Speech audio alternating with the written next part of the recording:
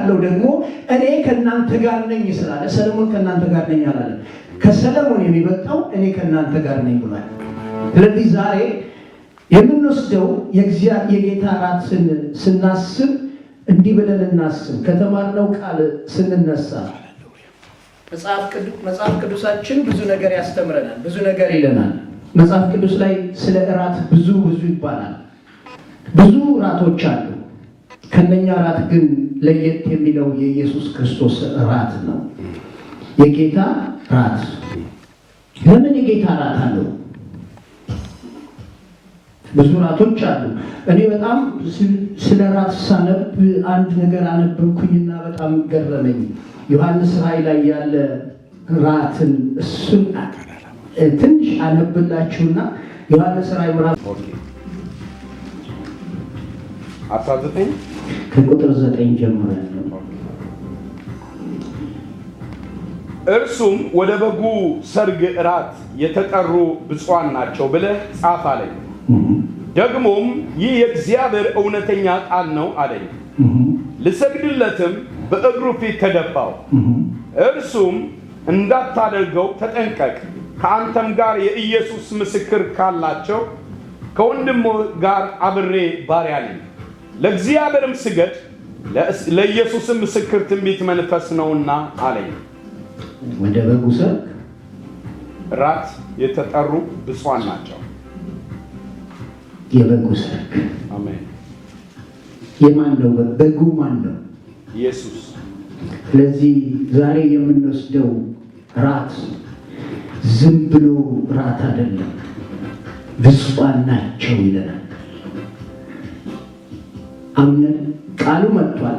ቃሉን ላከ ፈወሳቸው ነው የሚለው እግዚአብሔር ቃል። እንደ እምነታችን እንዲሆን ነው የምንፈልገውና ዛሬ በልማድ አይደለም የምንወስደው። የጌታ እራትም ስለሆነ አይደለም።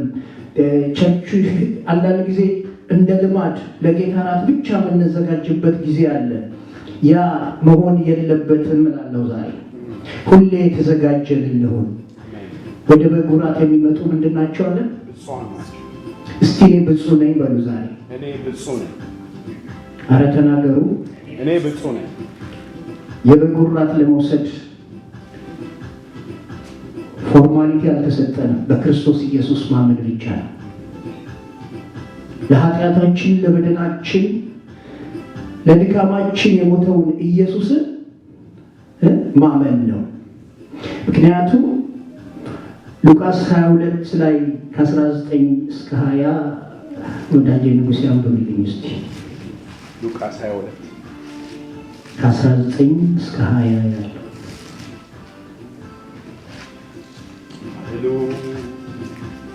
ሃሌሉያ። እርሱም ይህ ምንድን ነው አላቸው። እነርሱም እንዲህ አሉት፣ በእግዚአብሔርና በሕዝቡ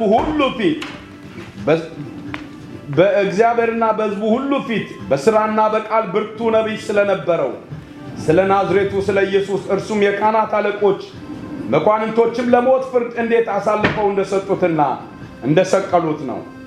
እኛ ግን እስራኤልን እንዲቤዥ ያለው እርሱ እንደሆነ ተስፋ አድርገን ነበር። ደግሞም ከዚህ ሁሉ ጋር ይህ ከሆነ ዛሬ 3ኛው ቀን ነው። ደግሞም ከእኛ ውስጥ ማልደው ከመቃብር ዘንድ የነበሩ አንዳንድ ሴቶች አስገረሙን። ሥጋውንም ባጡ ጊዜ ሕያው ነው የሚሉ መላእክት ራእይ ደግሞ አየና ሲሉ መጥተው ነበር። ከእኛም ጋር ከነበሩት ወደ መቃብርም ሄደው ሴቶች እንደተናገሩ ሆኖ አገኙት፣ እርሱን ግን አላዩትም።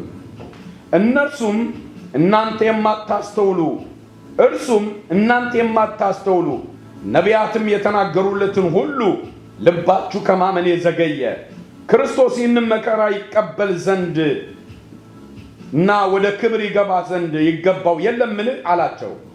ከሙሴና ከነቢያትም ሁሉ ጀምሮ ስለ እርሱ መጻሕፍት ሁሉ የጻፈውን ተረጎመላቸው። እንግዲህ መከራ ተቀበለ፣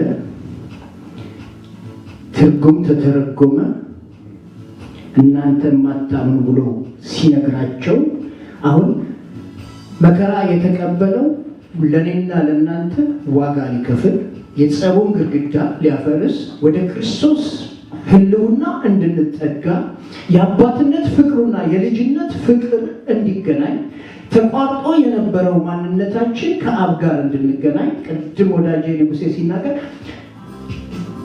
አንድያ ልጁ ተረከው። ያ የተረከው ኢየሱስ መጨረሻ እንዲህ ይላል፣ ጽዋውን ተቀብሎ ካመሰገነ በኋላ እንዲህ አላቸው፣ እንካችሁ ሁላችሁም ከዚህ ተካፈሉ እላችኋለሁ። ሁላችሁም ከዚህ ተካፈሉ። አሜን። ከሌ ያለው ሁላችሁ እስቲ እኔም እካፈላለሁ ብሎ እኔም እካፈላለሁ። ከአሁን ጀምሮ የእግዚአብሔር መንግስት እስክትመጣ ድረስ ከዚህ ወይን ፍሬ አልጠጣም። እንጀራ አንስቶ አመሰገነ፣ ቆርሶም ሰጣቸው። ይህ ስለ እናንተ የሚሰጥ ሥጋዬ ነው፣ ይህ ለመታሰቢያ አድርጉት።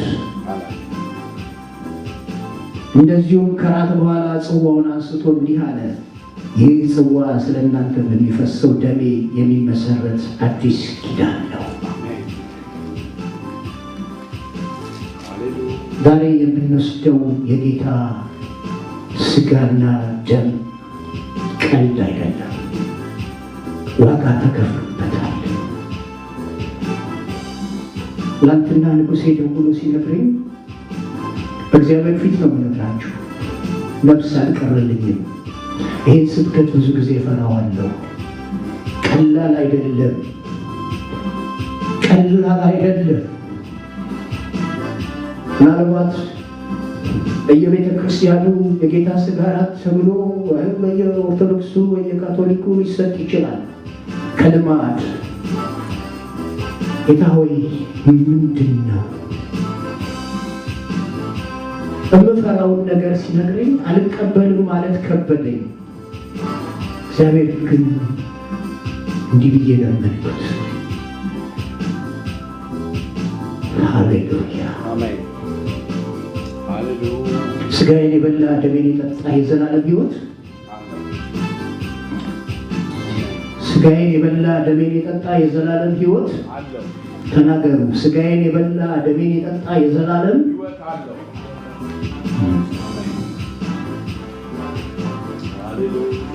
ብዙ ሥጋ እንበላለን አይደል? ሥጋ ወዳዶች አለን። ይሄ ሥጋ ግን የተለየ ሥጋ ነው። የሆነው ግን ሌሊት ላይ አንድ ነገር እግዚአብሔር ተናገረኝ። ቅድም የጻፍኩትን ያነበብኩትን ግጥም እያለቀስኩ ነው የጻፍኩት።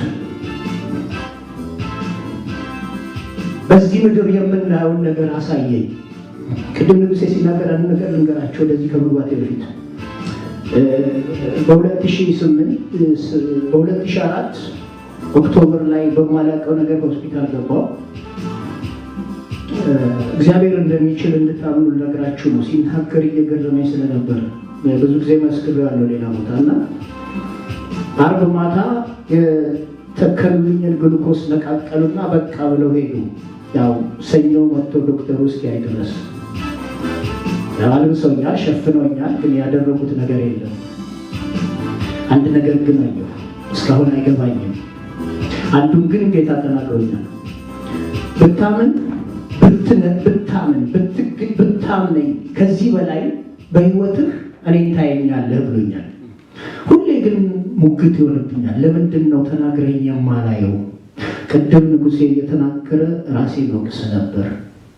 ዝም ብዬ ለምን አልተቀበልኩም? ጌታ አለ ብዬ ለምን ጠይቀዋለሁ? እሱ ተናግሯል። ቃሉን በቃ ተቀብሎ መሄድ መልበስ የኔ ጉዳይ ነው እያልኩ ዛሬ ከእግዚአብሔር ጋር ተነጋገርኩ እና ሌሊት ላይ ቀሰቀሰኝና ጌታ እንደውም ልደውልለት ነበር ሌሊት ላይ ንጉሴ ይቅርብኝ ልል ብዬ ጌታ እንዲህ አለኝ፣ ከልማድ የወጣ አወሳሰድ ትወስዳላችሁ አለ።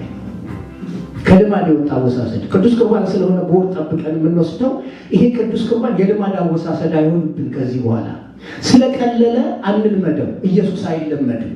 ኢየሱስ አዲስ ነው። ዛሬም አዲስ ነው፣ ነገም አዲስ ነው፣ ሁሌም አዲስ ነው፣ ለዘላለም አዲስ ነው። ግን በአዲስ ሕይወት ዕለት ዕለት ሕይወታችንን የተቀየረ ይሁን። ቤታችንን ሲበላሽ ምንጣፍ እንቀይራለን ወይ ግድግዳ እናስውባለን? የክርስቶስ ሥጋና ደም ግን ዕለት ዕለት በተበላሸው ነገራችን ላይ እንደ ቀዳዳችንን ሰይጣን እንዳያየው፣ ሁኔታ እንዳያየው፣ የዓለም ግርግር እንዳያየው፣ በሽታ እንዳያየው የሚሸፍን ክብር ነው አለኝ። ዝም ብለን አንወስድም። ዛሬ እስቲ እዚህ ጋር ላይ አርጊውና ሩትዬ ቅዱስ ቁርባኑ እዚህ ጋር ይምጣ። ዛሬ በእኔና በእናንተ ሕይወት ድንቅ ይሆናል። ሥጋዬን የበላ ደሜን የጠጣ የዘላለም ሕይወት አለው ነው የሚለው አይደል እግዚአብሔር ቃል። አንደኛ ቆሮንቶስ ምዕራፍ 11 ቁጥር 25 ላይ ያለውን ቃል አነብና እንጸልያለን። ዛሬ አዲስ ነገር እንዲሆን የሚፈልግ ሰው እስቲ አዲስ ነገር እንዲሆን የሚፈልግ ሰው አዲስ ነገር እንዲሆን ትፈልጋላችሁ?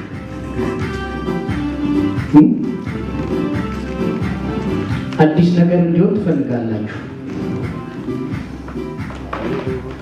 ሩት ነኝ። ዛሬ አዲስ ነገር እንዲሆን ትፈልጋላችሁ? ተናገሩ። አዲስ ነገር እንዲሆን ትፈልጋላችሁ? በዚህ ጽዋ ላይ፣ በዚህ ሥጋ ላይ፣ በዚህ ደም ላይ ስናነሳው የእግዚአብሔር እሳት እንዲነካው ትፈልጋላችሁ? አሜን። ኢየሱስ ይችላል። ዛሬ ምን እናደርጋለን? ኢየሱስ ይችላል። ቅድም ተጸልሏል። ከዚህ ቤት ከዚህ በኋላ የሚወጣው እሳት ይህንን ምድር መውረስ አለበት።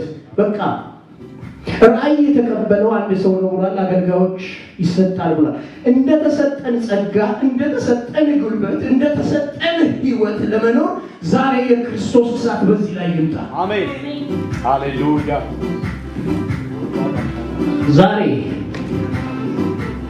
ዛሬ ካልባረከኝ አለቅህም ነው ያለው አይደለም? ሁሉም ነገር ሸኘና ምን አለ ያዕቆብ? ሁሉም ነገር ከሸኘ በኋላ ሁሉም ነገር እዚህ አድርጎ ነው አሻግሮ ከሸኘ በኋላ ምን አለ? ካልባረከ አብሮ ንብረት ኖሮት አይደለም፣ አብሮ ምንም ነገር የለም፣ ሸኝቷል። ዛሬ መሸኘት የሚገባውን እንሸኛለን። አሜን። መሸኘት የሚገባውን እሸኛለሁ በሉ እስቲ። መሸኘት የሚገባውን እሸኛለሁ። ከዛ በኋላ ካልባረከኝ አለቅህም ማለት። ከዛ ምን አለ? ታገለ፣ አሸነፈ። የጭኔ ሽሉላ ተነክቶ አለቅሳለሁ፣ ሲነጋ ሲያቅላላ ከአምላክ ታገያለሁ። ሰውነቴ ድኖ ቀረ፣ ስም እስራኤል ሆነ ተቀየረ። የተቀየረ ማንነት ይዘን ከዚህ እንወጣለን። አሜን።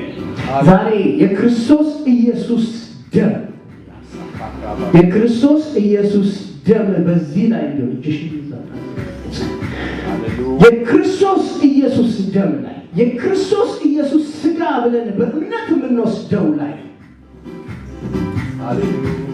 ትልቅ የእግዚአብሔር ሕልውና ትልቅ የእግዚአብሔር ክብር እንዲገለጥ አሁን እንጸልያለን። ይህን ቃል አነብና ከእህታችን ሩት ጋር እንጸልያለን። አንደኛ ቆሮንቶስ ምዕራፍ 11 ቁጥር 25 ላይ ያለውን ቃል አነባለሁ። እኔ ከጌታ የተቀበልኩትን ለእናንተ አስተላልፋለሁና ጌታ ኢየሱስ አልፎ በተሰጠ ሌሊት እንጀራ አንስቶ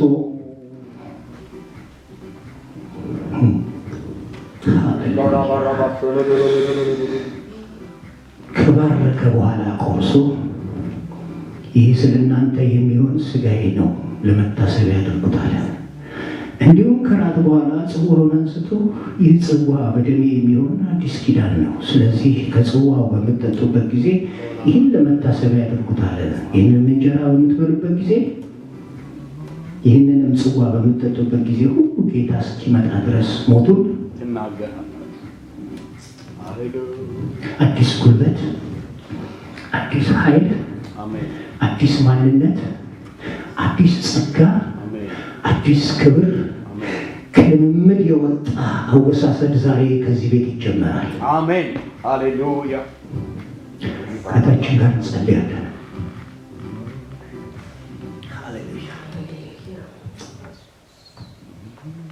ሃሌሉያ። እግዚአብሔር ሆይ አመሰግናለሁ። ሃሌሉያ። ስለወደድክ አንደኛ ልጅህን አሳልፈን ስለሰጠህ